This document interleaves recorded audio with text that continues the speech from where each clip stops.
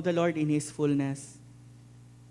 Once again, good morning po sa lahat, and it's good to have all of you this morning to worship our great God, our Savior.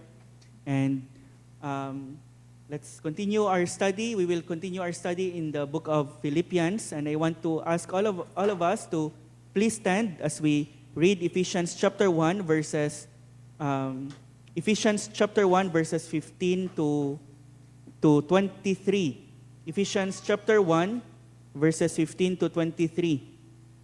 Actually, ang passage natin this morning is only up to verse 17. Yan lang yung matitake up natin, but I want us to read until verse 23 para makita natin ang buong prayer ni Apostle Paul. Ephesians 1 verses 15 to 23. For this reason, because I have heard of your faith in the Lord Jesus and your love toward all the saints, I do not cease to give thanks for you, remembering you in my prayers, that the God of our Lord Jesus Christ, the Father of glory, may give you the spirit of wisdom and of revelation in the knowledge of Him, having the eyes of your hearts enlightened, that you may know what is the hope to which He has called you, what are the riches of His glorious inheritance in the saints, and what is the immeasurable greatness of His power toward us who believe, according to the working of His great might, that He worked in Christ when He raised Him from the dead and seated Him at His right hand in the heavenly places, far above all rule and authority and power and dominion, and above every name that is named, not only in this age but also in the one to come. And He put all things under His feet and gave Him as head over all things to the church, which is His body, the fullness of Him who fills all in all. O Lord, these are deep words, and we acknowledge, we confess, we cannot understand your word, Lord, apart from the illuminating power of the Holy Spirit. And so, Lord, we ask that you will grant that the Holy Spirit, Lord, will illumine our minds so that we may understand and grasp your word. Help us, Lord, na ang mga things na ma-learn namin this morning from your word will have its place sa mga hearts namin so that ang mga principles from your word that we can find will be seen, Lord, being practiced sa mga buhay namin. Lord, we commit our time of studying your word to you. In Jesus' name we pray. Amen. Please be seated, brothers and sisters. I entitled our message this morning, A Life of Prayer and Praise. I want us to encourage this morning to live a life of prayer and praise. Nung sinulat ni Apostle Paul ang letter niya to the Ephesians, he was where? He was in prison. So Ephesians is one of his prison letters, along with Philippians, Philemon, Colossians, and sa second imprisonment niya, 2 Timothy. During this time, restricted si Apostle Paul, hindi siya makapag-preach sa crowd, hindi siya makapagpatuloy ng kanyang missionary journey. He cannot do the usual thing he does. And the question is, what does he do? Anong ginagawa ni Apostle Paul? While alam natin from the book of Acts that he was free to preach sa lahat ng mga pumupunta sa kanya because he was under house arrest during this time. And while alam natin from the book of Philippians na he shares the gospel sa mga Praetorian guards na nakaposas sa kanya, ang mga Praetorian guards nakaposas yan sa prisoner, and he was sharing the gospel sa mga, he had a captive prisoner and a captive audience, and so he was preaching the gospel to them. Makikita natin dito, aside from those activities, his two other main activities in prison was prayer and praise. Prayer and praise. This is also a kind of life that we must cultivate, a life of prayer and praise. We may not be able to preach like John MacArthur or John Piper or Paul Washer, but all of us can praise and pray like the Apostle Paul. Sino dito hindi pwede makapag-praise and pray? It doesn't require much talent. It requires a heart for the Lord and for people. While all of us may not be great preachers, we can be great in our praise and in our prayers. We may not be called to be great men and women of the faith, but all of us are called to be men and women of prayer and praise. Paul's life was a life of prayer and praise.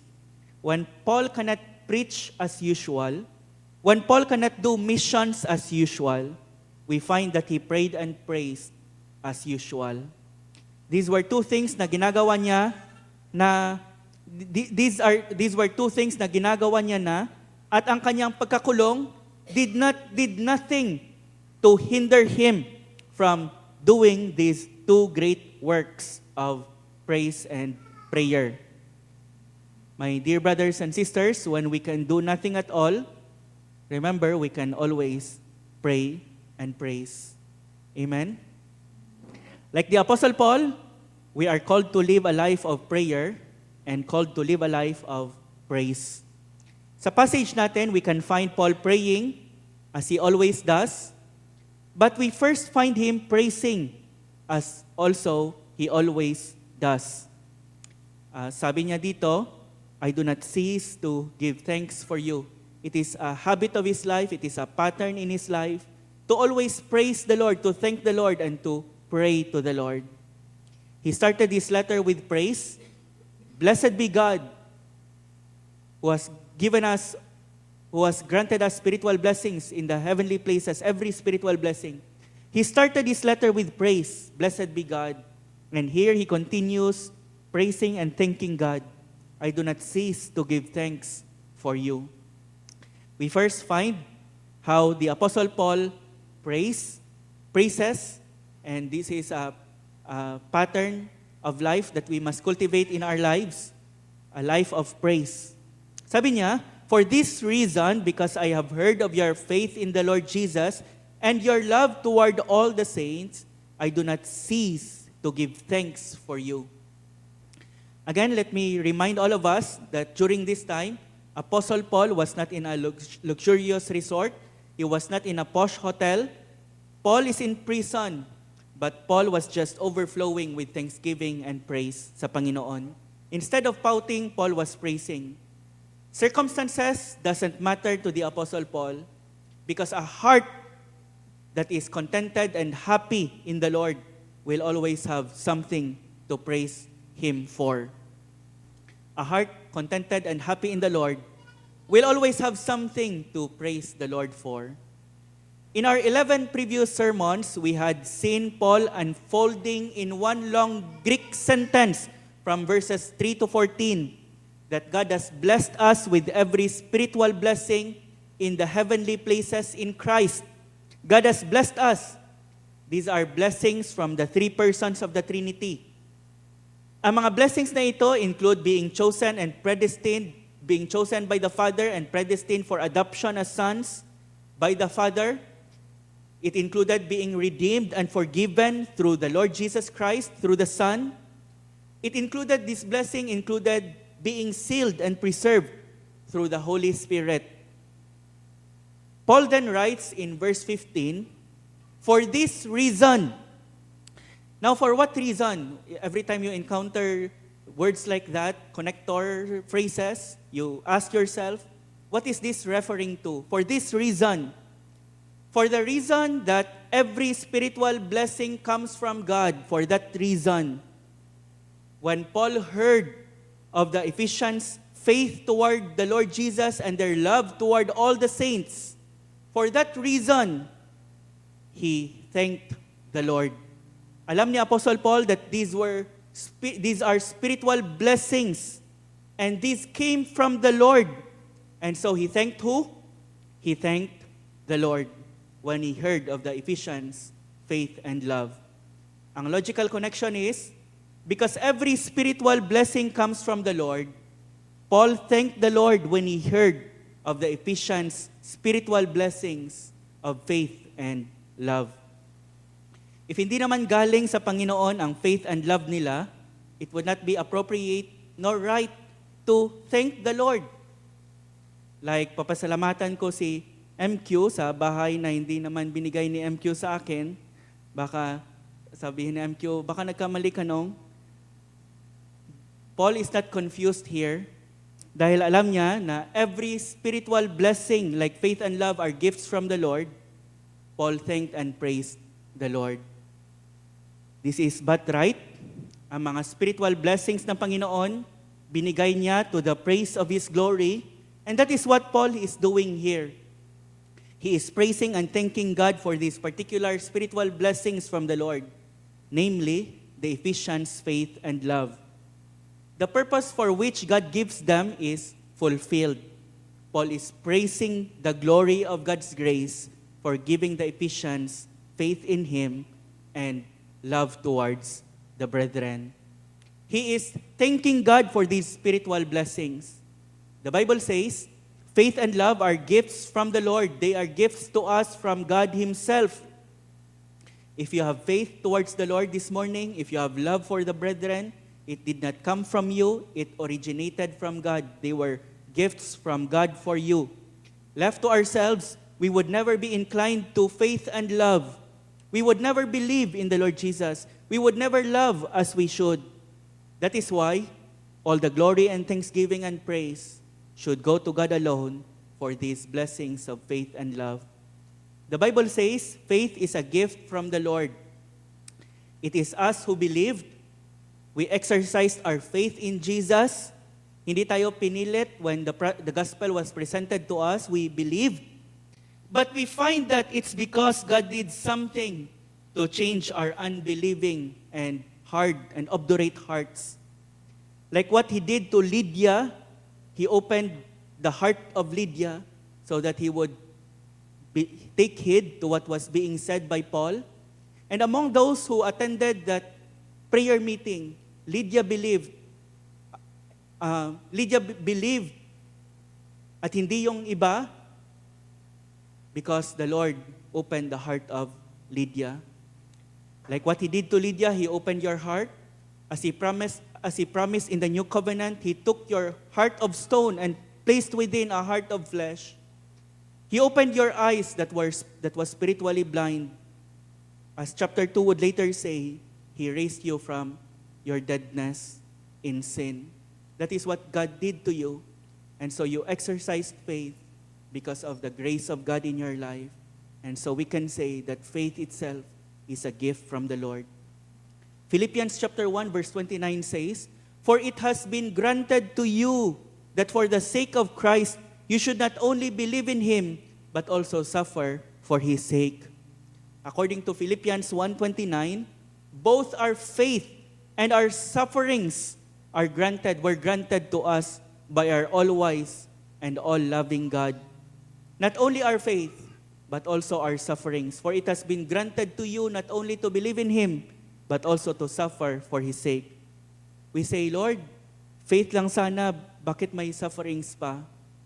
Because sufferings develop our faith, and our sufferings sanctify us. They draw us nearer to Christ in such a way that the gift of faith alone cannot.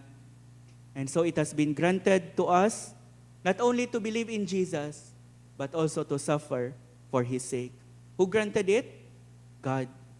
Hebrews chapter 12 verse 2 says, "Looking unto Jesus, the founder, the author, and the finisher or the perfecter of our faith." Faith is something that Jesus Christ authored in the believers. It is His gift. He is the one who perfects it. He is the author, the founder, the perfecter of the believer's faith. That is why the prayer of the father of the demon-possessed child, the father of the demon-possessed child, his prayer is a good prayer. Sabi niya kay Jesus Christ, Lord, when Jesus Christ asked him, "Do you believe?" Sabi niya, "Lord, I believe. Help my unbelief." Help my unbelief. Do you believe this morning? Pero do you find in your hearts may mga unbelief ka? Who do you come to help you with your unbelief? You come to God, Lord, help my unbelief. It is a good prayer because God can help us in our unbelief. Since He is the one who gives faith, He is the one who perfects faith. That is why the prayer of the disciples, Lord, increase our faith, Luke 17:5, is not only a right prayer but a good prayer because faith comes from the Lord. It is His gift to believers. He is the one who increases it. He is the one who granted it. He is the one who increases it. He is the one who perfects it. Faith is a gift from God. Not only faith, but also love is a gift from God. As soon as a person truly believes in Jesus, the Holy Spirit begins to take up residence in his life. And as soon as the Holy Spirit begins to take up residence, He begins to produce His fruit in the life of that believer. And among His fruit, the first is love. And the fruit of the Spirit is love. Love is a gift from the Lord. And so Paul thanked the Lord for the Ephesians' faith and love. Are you thanking the Lord for your faith and love? If you think your faith came from you, your love came from you, you would not thank the Lord. You would probably thank not the Lord but probably yourself. May mga professing Christians na hindi naniniwala na ang faith nila ay galing sa Panginoon. Para sa kanila, it is they who believed, it is they who exercised their faith. They exercised their free will to believe, forgetting that our wills, starting from Adam and Eve, their fall, were already enslaved. And so they do not thank God for their faith. If we believe that our faith did not come from God, we would never thank God for our faith. We would not thank Him for our faith. Why would we thank the Lord for something He has not given us? But Paul, when he heard of the Ephesians' faith and love, immediately ang response niya is, thank you, Lord. Why? Because for him, both faith and love are gifts from the Lord. He always does this sa kanyang mga letters. For example, sabi niya sa mga taga Thessalonica, we give thanks to God always for all of you, constantly mentioning you in our prayers. Remembering, we thank God always for all of you. Why? Remembering before our God and Father your work of faith and labor of love and steadfastness of hope in our Lord Jesus Christ. For we know, brothers loved by God, that He has chosen you. Once again, the spiritual blessing of being chosen by God results in a person's faith, and that faith, that work of faith, labor of love, steadfastness of hope, came from the Lord, from no other but from the Lord.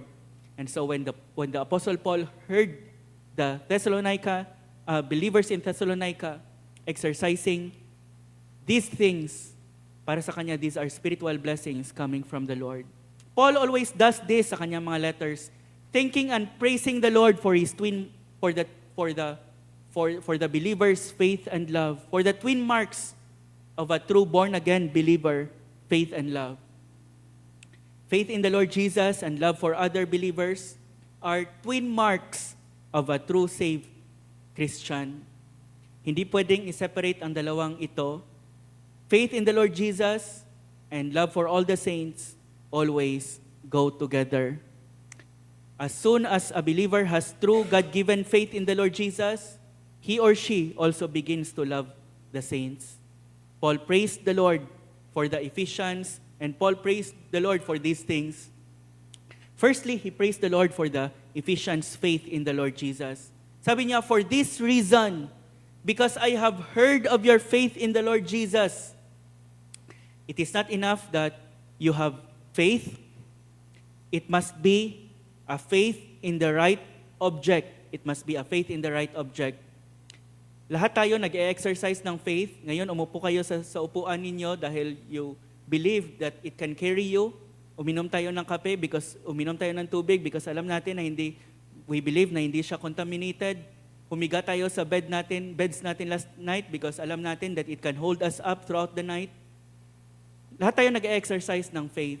And some people, para sa kanilang salvation, believed either in themselves, in their good works, in their religion, or in other people. But lahat ng tao nag-exercise ng faith. But you will be saved, the Bible says, when you exercise faith in Jesus Christ alone. Ephesians 2:8, for by grace you have been saved. Past tense. For by grace you have been saved through faith. This is not of yourselves, it is the gift of God, not of works, lest anyone should boast. Believe in the Lord Jesus and you will be saved. Acts 16:31. You will be saved by faith in the right object, and the right object is Jesus Christ alone. Faith is only as good as its object. Nasabi ko na last time, faith is always as good as its object. If tatalon ako dito sa building and I believe na ang payong ko pwedeng maging parachute, I believe in my umbrella, but it will not do me good. Faith is only as good as its object. Their faith is faith in no other but in Jesus Christ alone.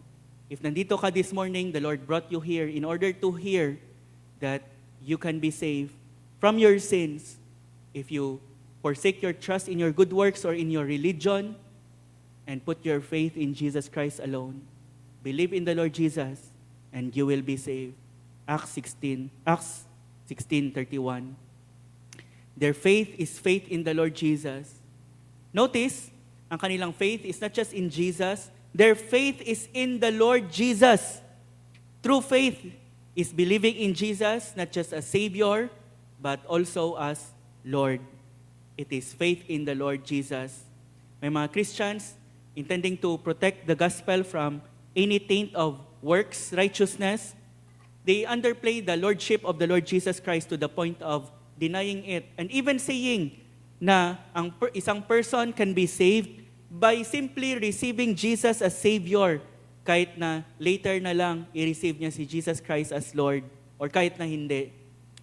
May mga persons who say that a person can be saved by simply embracing Jesus as Savior without embracing Him as Lord. But that is not true. True saving, genuine faith receives Jesus not only as Savior, but as Lord, as Master, as someone who must be obeyed and followed. A person must not accept Jesus only as Savior, but also as Lord. Paul praised God for the Ephesians. Faith in the Lord Jesus. All of them exercised faith in Jesus as being Lord. The New Testament does not separate Jesus as Savior from Jesus as Lord. He is both, or He is neither. Paul says, if you confess with your mouth, what? Jesus as Lord, and believe in your heart that God raised Him from the dead, you will be saved. Salvation means confessing with your mouth Jesus as Lord. Jesus becomes Savior when He is accepted as Lord. Apostle Paul said sa mga taga-Rome, "For to this end, Christ died and lived again, that He might be Lord both of the dead and of the living." He did not say Savior, although that is true, but Jesus Christ died to this end, that He might be Lord both of the dead and of the living. All believers, without exception, confess Jesus is Lord to the glory of God the Father.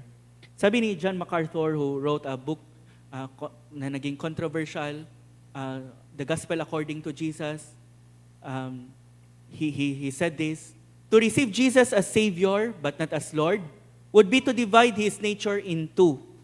When we receive Him wholly as He is.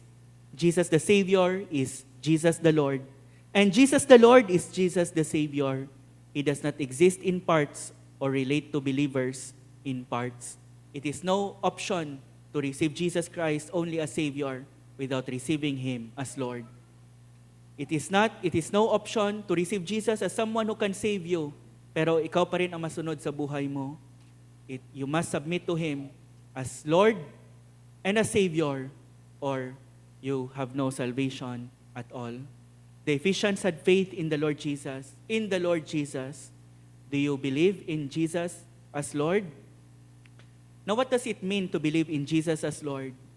It means being willing to submit to Him, every part of your life to Him. We can see that in Matthew chapter 8, Matthew chapter 9, Matthew chapter 10, Luke chapter 9. It means to give up all we are and have for Him. It means to leave all and to follow Him. That's what it means to receive Jesus as Lord. Again, true faith is believing in Jesus not just as Savior, but also as Lord. Because I heard of your faith in the Lord Jesus, sabi ni Apostle Paul. How are we in our faith in Jesus as our Lord? Paul praised the Lord for the Ephesians' faith, but not only that, he also praised and thanked the Lord for the Ephesians, not just faith, but love toward all the saints. And your love toward all the saints. The second mark of genuine salvation is love for all the saints. And because of such love, Paul offers thanks for the Ephesian believers. Because they possess such love for all the saints, Apostle Paul thanked not them, but the Lord. Once again, this is a mark of being a true born-again believer of Christ. Sabi ni Apostle John, we know that we have passed out of death into life. How? By praying a sinner's prayer? Because we love the brethren. He who does not love abides in death. One of the evidences that a person is truly born again, he has passed from death into life, because not just he loves God and has faith towards God, but that he begins to love the brethren. He who does not love abides in death. A person may have all the right theology, but if he or she has no love for other believers, believe me, he or she is not a true born-again Christian, according to the Apostle John, the inspired writer. Love for the brethren is one of the marks of being born again. Sabi ni John, we know, ibig sabihin, this is common knowledge, this is basic Christianity, this is Christianity 101. Every Christian know this. We know that we have passed out of death into life because we love the brethren. He who does not love abides in death. We know that, sabi ni Apostle John. Love towards all the saints is one of the marks of being a true born-again believer. It does not mean these Ephesian believers had love for Saint John, for Saint Paul, for Saint Peter, for Saint Bartholomew, for Saint Gregory, for Saint Pedro Calungsod. It means love for every believer. They had love for every believer in Christ. That's what the word saint means. Sa vocabulary ni Apostle Paul, saint refers not to super Christians, but to ordinary Christians who place their faith in the Lord Jesus Christ. In fact, he called the Ephesians in chapter 1, how did he address them? To all the saints who are in Ephesus and are faithful in Christ Jesus. That included one-day-old Christians na napasali sa church. A person who believes in Jesus Christ as Savior and Lord is called in the Bible as a saint. That is Paul's favorite term for Christians. In fact, the word Christian is only used 3 times in the Bible. And Paul never used it. Paul used the word saint to refer to believers, to all believers. They had love for every believer in the Lord Jesus Christ. Every person justified, declared righteous in Jesus Christ, are rightly called saints. Notice, sabi ni Apostle Paul, toward your love for all the saints. Not some of the saints, but all the saints. Now, there are saints that are easy to love. There are saints that are also hard to love because we are saints in our imperfect state still. Time will come when all the saints will be all easy to love. Pero sabi ni Apostle Paul, your love for all the saints, both the easy to love and both the hard to love, they had love toward all the saints. And we must ask ourselves, do we? Christian love is indiscriminate. Walang pili dapat ang Christian love. It does not pick and choose which believers to love, which saint to love. Christ loves all believers, and they are precious to Him. By definition, therefore, Christian love extends to all Christians. Love for the brethren is one of the marks of being a true born-again believer. And ang love na ito is practical. John said, little children, let us not love in word or talk, but in deed and in truth. Let us not love in word or in talk, but in deed and in truth. Love has an emotional aspect into it, for sure. But in the New Testament, true spiritual love is characterized as an attitude of selfless sacrifice that results in generous acts of kindness done towards others. Before our worship service na nakaugalian na natin to sing, "Oh, I love you with the love of the Lord." That should be the case "Oh, I love you with the love of the Lord." What is the love of the Lord? Is it just a feeling or emotion? Sure it is. He loves us with strong emotion. But His love is more than emotion. The love of the Lord is sacrificial. He died for us. He bled for us. He suffered for us. And our love for the brethren should be more than just emotional. It should be practical. That should be the case because Jesus Christ left us a new commandment before He left. Sabi niya, "A new commandment I give unto you, that you love one another just as I have loved you. You also are to love one another." How did Jesus Christ love us? He loved us by sacrifice. He loved us. He showed He loved us by dying for us. God demonstrates His love toward us in that while we were yet sinners, Christ bled, suffered, and died for us. Sabi ni Apostle John, once again, he said, "By this we know love, that He laid down His life for us, and we ought to lay down our lives for the brothers. But if anyone has the world's goods and sees his brother in need, yet closes his heart against him, how does God's love abide in him? Little children, let us not love in word or talk, but in deed and in truth." This is a kind of love the Ephesians had for one another, their love toward all the saints. GCBC, may we grow in our love towards one another.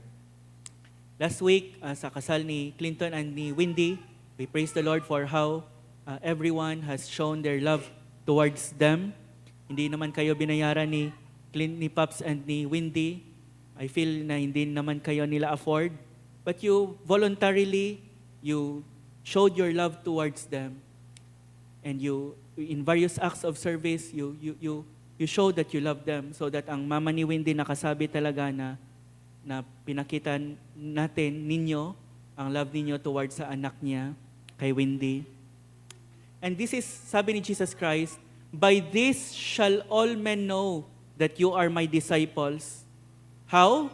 By your t-shirts na may disciple na pangalan dito, not by your attendance in worship service, not by the songs you sing, but by your love for one another. By this shall all men know that you are my disciples, if you have love for one another.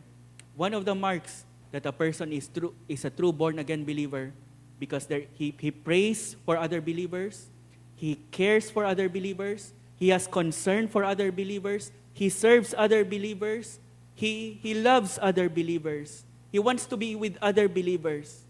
That is one of the marks of a true born-again believer. Sound theology is important. Very important ang sound theology. But it is no substitute for love for the brethren. Last time, may nakausap ako, kinwento niya ang sabi ng isang pastor na galing sa isang group of churches. And ang comment ng pastor na ito, sabi niya, ang galing ng theology ng mga churches na under sa group nila, pero kulang ng love, sabi niya. Kulang ng love, kulang ng heart. That is sad. Sana hindi yan mangyari sa GCBC. Sound ang theology ng mga tao dyan, pero kulang ng love. Without love, the best doctrine is like a noisy gong or a clanging cymbal, sabi ni Apostle Paul. True salvation goes from the head to the heart, and it inclines the believer to love other believers and even to touch unbelievers with the love of Christ. And so Paul, when he heard about the believers, not only faith toward the Lord Jesus, but their love toward all the saints, Paul praises and thanks the Lord for these twin marks of salvation in their lives. May we grow in these two things. If may bagay kung saan tayo dapat mag-grow, it is in our faith in the Lord Jesus and in our love toward all the saints. Again, ang dalawang ito ay hindi pwedeng mapaghiwalay. There is no such thing as a loveless faith. If a person has faith but no love, there is a reason to doubt whether his or her faith is truly genuine. True faith cannot exist apart from true love. We cannot love the Lord Jesus without loving those whom He loves. We cannot love the Lord Jesus without loving those whom He loves. Sabi ni John, 1 John chapter 5, verse 1, he said, "Everyone who believes that Jesus is the Christ has been born of God. And everyone who loves the Father loves whoever has been born of Him." Everyone who believes that Jesus is the Christ has been born of God, and everyone who loves the Father loves whoever has been born of Him. When Paul heard of the Ephesians' faith in the Lord Jesus and their love toward all the saints, he thanked and praised the Lord. This is a genuine mark of being a true disciple, born-again believer. You love a person by virtue of him simply being born of God and being your brother or sister in the Lord. Are you thanking Paul thanked the Lord for the Ephesians' faith and love. Are you thanking the Lord for your faith and love? When you thank the Lord, are faith and love one of the things you thank the Lord for? Take time to do that this morning. And even after this service, this morning whisper in your heart, "Thank you, Lord, for giving me faith and love." And keep on doing that. And do not just thank God for your faith and love. Do what the Apostle Paul did. Thank God for your fellow church members' faith and love. Thank God when you hear of others' faith and love. When you see others' love for faith in the Lord and love for other brethren, thank the Lord for others. Have you thanked the Lord this week as you remember a brother or sister's faith and love? Apostle Paul always did that. In fact, he said, "Without ceasing, I do that." Mga at least 4 years na din since last na nakita ni Apostle Paul ang mga Ephesian believers because he was imprisoned. And when he heard of their faith in the Lord Jesus and their love towards the saints, Paul thanked the Lord. Because para sa kay Apostle Paul, God is not only the giver of the Ephesians' faith and love, He is the sustainer of the Ephesians' faith and love. He is the perfecter of the Ephesians' faith and love. And so kahit na 4 years na hindi sila nagkita, nung narinig niya na kahit na wala na siya, hindi pala siya yung rason that they believe in the Lord Jesus and they love the brethren. Hindi pala pakitang tao lang para sa kanya. When he was absent from them and he heard that they continue to exercise their faith and love, Apostle Paul breathed a thanksgiving prayer because of their faith and love. So it should be with us. We should continually praise and thank the Lord. Paul praised the Lord. That is the first thing that we can see here sa passage natin, a life of praise. Secondly, Paul praised to the Lord. Paul praised the Lord, thanked the Lord, and secondly, Paul praised to the Lord. Notice the order. Praise first, before prayer, before petition. Sabi ni Apostle Paul, verses 16 to 17, "I do not cease to give thanks for you, remembering you in my prayers, that the God of our Lord Jesus Christ, the Father of glory, may give you the spirit of wisdom and of revelation in the knowledge of Him." Remembering you in my prayers, after not ceasing to give thanks for them. During this time, Paul was in prison. Nasa kulungan si Apostle Paul. He cannot resume his missionary journeys. He cannot preach to the multitude. But he did not say, "Useless na ako sa Panginoon." Paul was far from being useless. He preached the gospel to the imperial guards so that the gospel reached Caesar's own household. He led even a prisoner, Onesimus, to the Lord. He preached the gospel to those who came and inquired about the Lord Jesus Christ. But when he cannot witness, when he cannot preach, para sa kay Apostle Paul, he can always pray. Paul was always praying for the churches he founded, for the Christians he knew, and even for those whom he does not personally know. Paul was always praying. He was far from being useless in prison. Sometimes we think na we are restricted from serving the Lord because of some circumstances in our lives. Bakit dito ako na work nilagay ng Panginoon? It seems I cannot do much for Him. Sobrang busy, and ang mga tao dito parang sobrang titigas ng puso. No, you are where you are because that's where you are placed by God. In His divine providence, in His divine arrangement of things, you are exactly where He wants you to be. And He expects you to bloom where He has planted you, where you are planted. God planted the Apostle Paul during this time in prison, and there was a blooming man in prison. Paul might spend his days there in prison pouting, murmuring, grumbling, but no, he spends his days being useful to his master. When he cannot preach, Paul knew he can always pray. Paul bloomed where God planted him. Only heaven can tell what effect his prayers did to the Ephesians.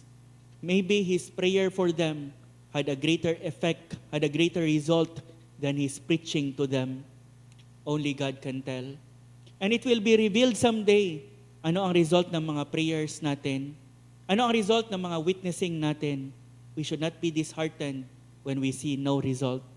Ngayon, hindi pa natin makikita ang lahat ng mga results, but someday we will see. Someday we will know. Where did God plant you? Where has God planted you?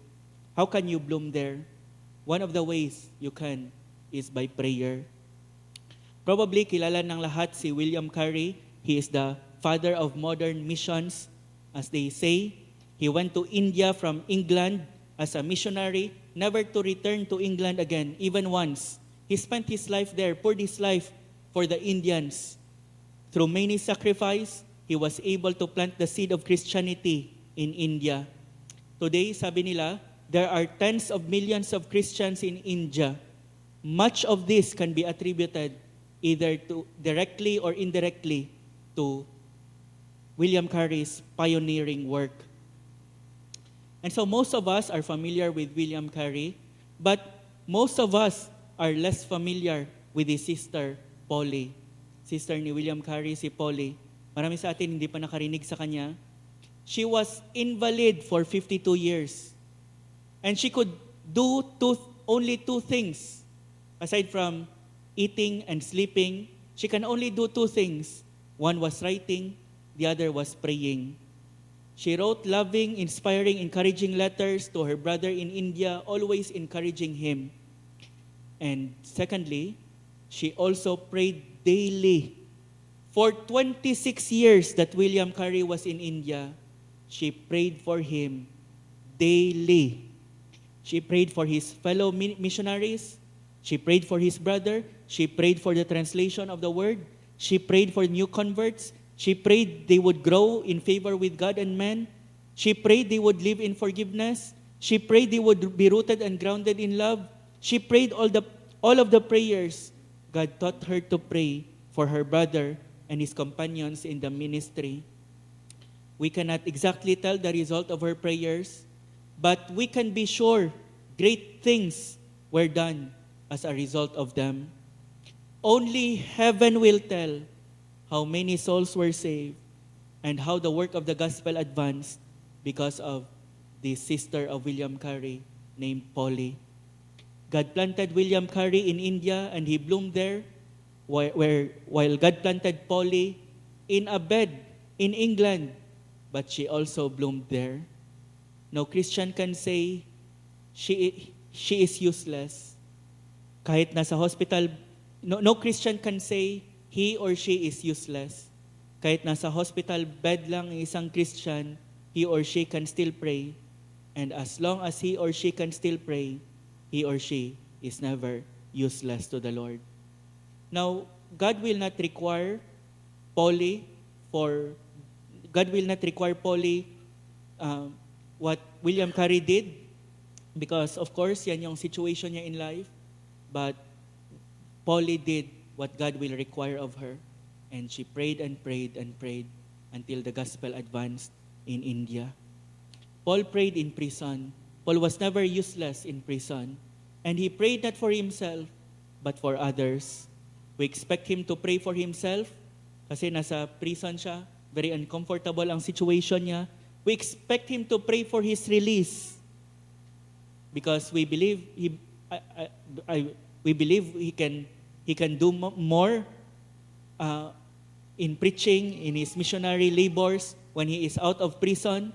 But he never prayed for his release. We can find no such prayers in his prison letters. He always prayed for others. He always prayed for others. And he prayed not for material things, but always for spiritual things. If my prayer request man siya for himself, it's always for the advance of the gospel. It's always for the advance of the gospel. I do not cease to give thanks for you, remembering you in my prayers, sabi ni Apostle Paul. Dito natin makikita how great and godly the Apostle Paul is. It's not in his preaching na makikita natin ang kanyang greatness, although he was great in his preaching. It's not mainly in his missionary labors, though they were also great. It's in his, I believe, for me, it's in his prayer life. He was always before the throne of grace, lifting others up before the Lord. I do not cease to give thanks for you, remembering you in my prayers. I do not cease remembering you in my prayers. In fact, hindi lang sa mga taga-Ephesus, he prayed for other churches as well. Dito natin makikita how rich his prayer life was. Sabi niya sa mga taga-Rome, "For God is my witness." Kinol pa niya ang Panginoon as his witness, "whom I serve with my spirit in the gospel of his Son, that without ceasing I mention you always in my prayers." Romans 1:9. Sabi niya sa mga taga-Philippi, "I thank my God in all my remembrance of you, always in every prayer of mine for you all, making my prayer with joy." Philippians 1:3. Sabi niya sa mga taga-Colossae, "And so from the day we heard, we have not ceased to pray for you."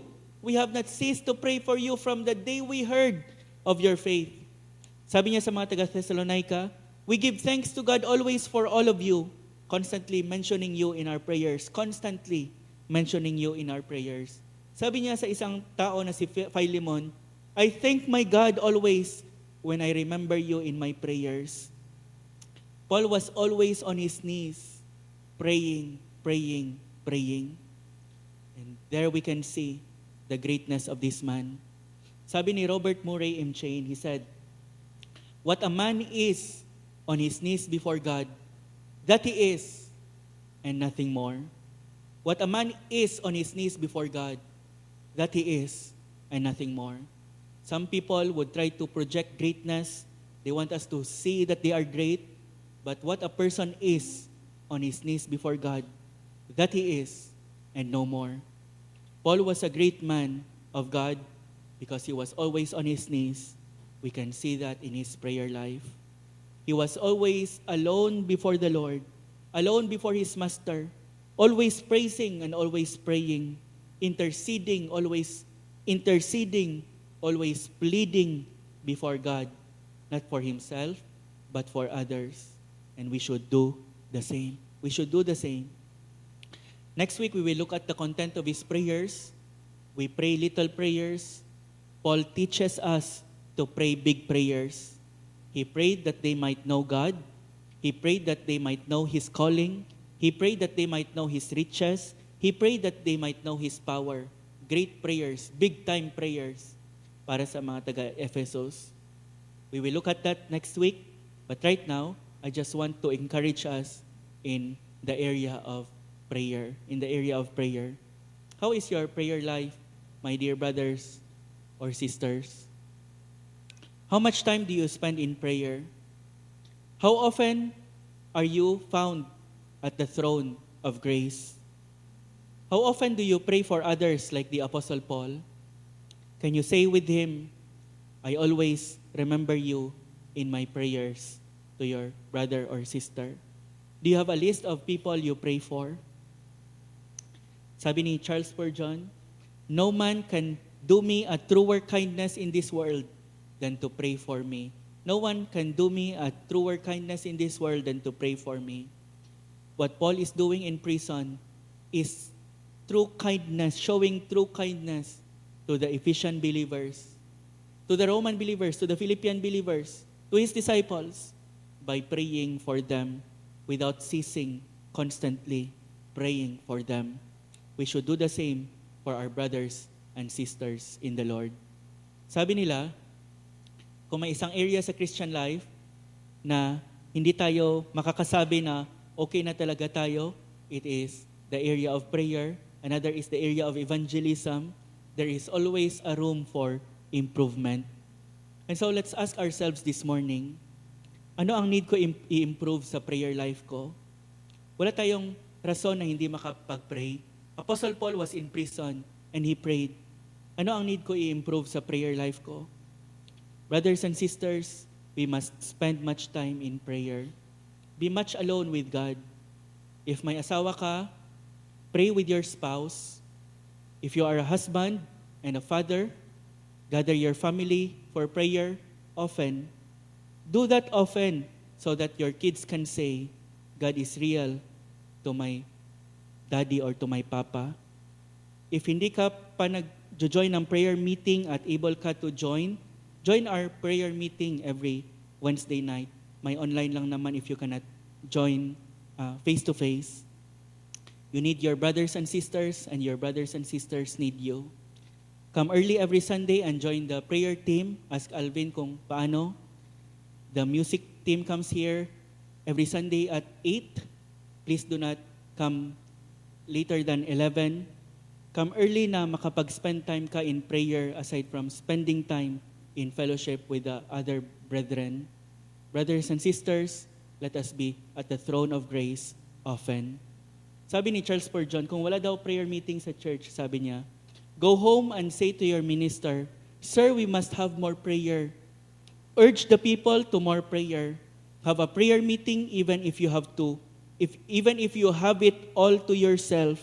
And if you are asked how many were present, you can say 4. 4 how so? Sabi niya, why? There was myself and God the Father, God the Son, and God the Holy Ghost, and we had a rich and real communion together. We must have an outpouring of real devotion, or else what is to become of many of our churches? What is to become of many of our churches? Apostle Paul knew this. That is why he spent time praying for the churches he planted. Kahit na churches na he did not plant, like Colossae, na plant ng kanyang mga disciples. Well, may prayer meeting lang naman tayo. There is the Father, the Son, the Holy Spirit, as well as your brothers and sisters in attendance. Do not neglect the means of grace for your soul and for others. Let us be men and women of prayer. Brothers and sisters, let us be men and women of prayer. I want to close with a beautiful statement from Leonard Ravenhill. He is a pastor who wrote a lot about prayer and who longed for revival in his generation, the past generation. I believe we can be convicted and encouraged by what he said. This is what he said, and I will close with this. Sabi niya, no man is greater than his prayer life. The pastor who is not praying is playing. The people who are not praying are straying. We have many organizers, but few agonizers. Many players, few prayers. Many singers, few clingers. Lots of ministers, few wrestlers. Many fears, few tears. Much fashion, little passion. Many interferers, few intercessors. Many writers, but few fighters. Failing here, we fail everywhere. The Apostle Paul knew this, and that is why, without ceasing, he prayed for other believers. He prayed for other churches, especially the ones he planted. Let's pray. If this morning, you can say na wala ka pang prayer life, you just pray every meal pero walang real communion sa Panginoon, It may be that you are not yet saved, wala ka pang relationship sa Kanya. That is understandable because if wala ka pang real relationship sa Panginoon, you will never come before Him always rejoicing in His presence in prayer. Come to the Lord Jesus Christ this morning. Repent of your sins. Renounce your trust in your religion or good works. And put your trust, your faith in the Lord Jesus Christ alone. That is the first step towards a life of prayer. How is your prayer life, my dear brother or sister? God has encouraged you this morning. God has encouraged us through His Word to be enriched in our prayer lives, like the Apostle Paul, to bloom where God has planted us. And we can do that by prayer.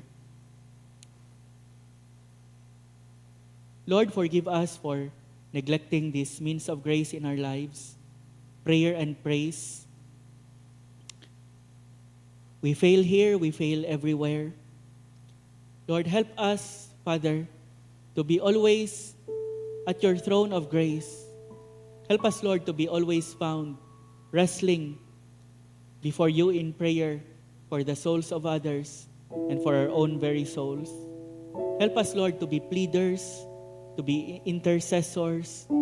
Help us, Lord, to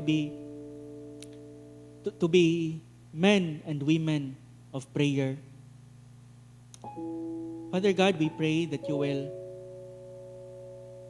help us na ma-enrich po ang prayer lives namin so that we would see our need. We would see, Lord, that apart from you, we can do nothing. And so we would always abide in you through prayer. In your name, Lord Jesus, we pray. Amen.